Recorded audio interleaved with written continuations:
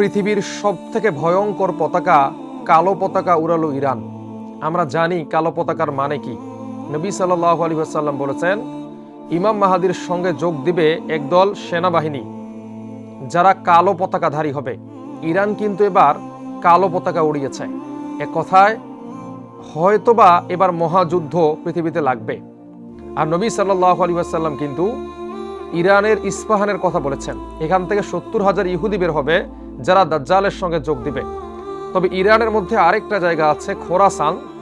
এই খোরাসান থেকে একদল বাহিনী বের হবে যারা ইমাম মাহাদির সঙ্গে যোগ দিবে, যাদেরকে পৃথিবীর কোনো শক্তি আটকাতে পারবে না।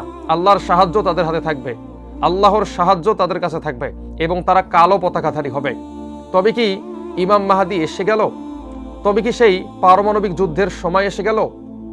ইরান কালো পতাকা উড়িয়ে কিসের ইঙ্গিত দিচ্ছে? ইরানের মানুষেরা মনে করে কালো পতাকা উড়ানো হয় ওই কারণে, যখন সর্বাত্মক যুদ্ধের প্রস্তুতি গ্রহণ করা হয়, হয় মারবো না হলে মরবো। আয়াতুল্লাহ আলী খামিনি যেই দিনে মারা গেছে সেই দিনই তাদের সব থেকে বড় মসজিদের মেম্বারে কিন্তু তারা কালো পতাকা উড়িয়েছে। এক কথায় তারা সর্বাত্মক যুদ্ধের জন্য প্রস্তুতি গ্রহণ করেছে, হয় থাকবো না হয় মারবো, দুইটার একটা।